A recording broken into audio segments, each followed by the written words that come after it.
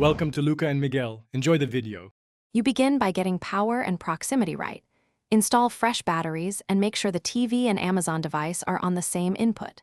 Once done, place the Fire TV or stick close to you and the remote, within about 3 to 6 feet, because Bluetooth pairing relies on signal strength. Make sure the TV input matches the device so you can see pairing prompts.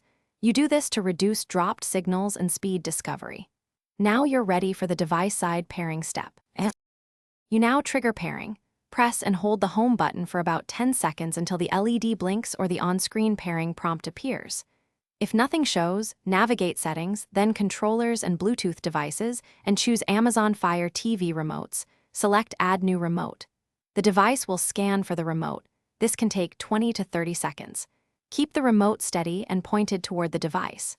You do this because the system searches for Bluetooth profiles. Holding home forces the remote into discoverable mode. Finish by selecting the discovered remote on-screen and confirming pairing, then test navigation and volume to ensure full functionality.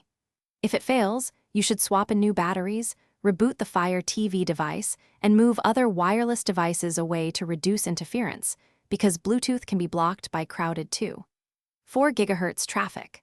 As a fallback, use the Fire TV mobile app to control the device and reattempt pairing after any software update. That sequence resolves most sync issues quickly.